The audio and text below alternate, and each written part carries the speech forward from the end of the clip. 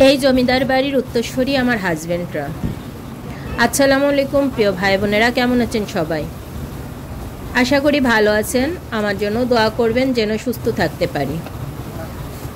যখন বিয়ে হয়ে আসি তখন থেকেই শুনি তার দাদারা জমিদার ছিল। তখন বিশ্বাস করতাম আমার শাশুড়ি অনেক গল্প করেছে এই জমিদার বাড়ি সম্পর্কে। তিনি যখন বউ হয়ে আসছেন কিভাবে দিন কাটছে সব কিছু বলছে।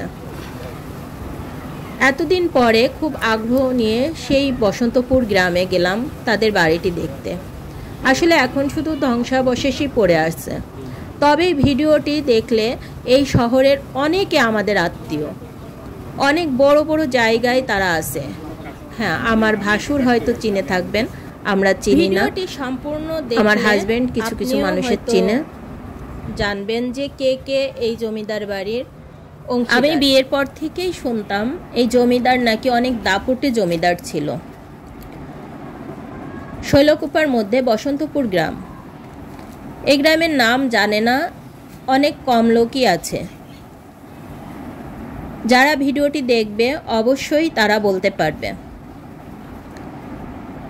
আমি আমার শাশুড়ির মুখে অনেক কাহিনী শুনেছি। আগেরকার জমিদাররা কিভাবে পরিবারকে রাখতো বা মেয়েদেরকে রাখতো সেটাও বলেছে। যাই হোক, সেসব কষ্টের কথা নাই বলি। তবে এখানে এসে জানলাম নাইনি অনেক ভালো মানুষ ছিল। আমার এক ভাইয়ের মুখেই শুনলাম। এখানে মুরব্বীদের মধ্যে আমার এক চাচি শাশুড়ি আছে। এই যে সেই চাচি শাশুড়ি, ইনি আজও বেঁচে আছেন আলহামদুলিল্লাহ, কিন্তু ইনি কানে শোনেন না। এই জন্য আপনাদের চাচির মুখ থেকে কিছু শোনাইতে পারলাম না। চলুন একটা ভাইয়ের কাছে শুনে নিই কিছু কথা। তো দাদার এইটাতে অনেক বড় এরিয়া নিয়ে, এটা হয়তো দাদার 10 ছেলে ছিল। তার ভিতরে 10 ছেলেরই অংশ এর ভিতরে আছে, কেউ কেউ চলে গেছে। তার ভিতরে এখন অংশীদার আছে 6 জন, 6 দাদা অংশ আছে, আর 6 দাদার ছেলেপেলের অংশ আছে। এটি ছিল দাদারও বাপের, তোমেজ মোল্লা তার নাম ছিল। এটি পরে আনুমানিক 150 বছরের বেশি আগে। 150 বছরের বেশি আগে। এটা দোতলা সেমি 3 তলা ছিল। অনেক এত বড় বিল্ডিং শৈলকুপা থানাতেই পুরাতন আছে কিনা পাওয়া কষ্ট। এখানে এটা মেরামত করা হয়নি কেন? এখনো মেরামত করা যায়? বাইরে চলে গেছে তো অনেকের অংশ আছে। যেমন গান্ধী চাচার পরিবাররা সবাই আমেরিকায় থাকে, ডাব্লিউ ডাক্তার ছিল আমেরিকায় থাকে। আচ্ছা, আমার চাচা যেমন ঢাকাতে বাড়ি আছে, ঢাকায় চলে গেছে, আমরা আছি। ঠিক আছে। তারপর অনেকেই আছে বাইরে থাকে, আবার থাকে কেউ কেউ। ঠিক আছে। আমার দাদা শ্বশুরের নাম তো কিতাবদি মোল্লা। আপনার দাদা শ্বশুরের অংশ ছিল এখানে। আচ্ছা। মুক্ত ভাই বলতেছিল তার অংশ নাকি ওই যে ওদের কাছে না কার কাছে বেঁচে ছুঁয়ে চলে গেছে। আমার জানা নেই বেঁচে কিনা, আমার জানা ছিল না। আচ্ছা। মুক্ত ভাই ওই দিন বলতেছিল, আমি জানি। আচ্ছা। দাদার 10 দাদার ছেলেপেলের ভিতরে এক দাদা বিয়ে না পেরে মারা যায়। 9 দাদার ছেলেপেলের অংশ আছে, কিন্তু তারা বিভিন্ন জায়গায় ছড়াইতে আছে। এই জন্য মেরামত করা হয় না। এটা কুষ্টিয়া বিভিন্ন জায়গায় দেশে চাকরি বাকরিও বড়, তারা প্রতিষ্ঠিত দেশের বাইরে আছে। আর যারা এখানে আছে মনে করেন মোটামুটি পর্যায়ের লোকজন আছে। এই জন্য আর এই শুনেছি এই জমিদার নাকি খুব অত্যাচারিত ছিল। অরিজিনালি সত্যি কথা নাকি? উনি তো খুব ভালো লোক ছিল আমাদের জানা মতে। আমার দাদাও একজন ছিলেন, পরজগার নামাজ কালাম পড়তেন, ভালো লোক ছিলেন। দাদার ভাইও একজন ডাক্তার ছিল।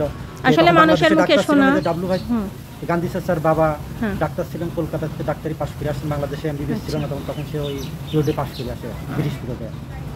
তাহলে জমিদার ফ্যামিলির লোকজন অনেক ভালো ছিল। আপনি বলেন ভালোই ছিল তো একসময়। আসলে জমিদার নাম মানেই তো বিভিন্ন জায়গায় ছড়াই ছিটা আছে, তো মিল্কিল কম আছে একটু। তাছাড়া বংশ তো অনেক বড়, কিন্তু মিল্কিল একটু কম। আর তার বংশ পরম্পরায় আমার দাদা শ্বশুর আপনারা সবাই। আচ্ছা, থ্যাংক ইউ ভাইয়া, অনেক ধন্যবাদ। আমরা অনেক পুরাতন ঐতিহ্যকে একটু তুলে ধরার জন্য আপনাদের সামনে আসলাম। সবাই দেখে শেয়ার করে দিবেন আমার ভিডিওটি। এই পাশের এই অংশটুকু একটু ভালো আছে, এখানে এই চাচিরা বসবাস করেন। আর আপনারা শুনলেন ভাইয়ের মুখে এদের উত্তরসূরি যারা আছে সবাই ভালো ভালো জায়গায় আছে।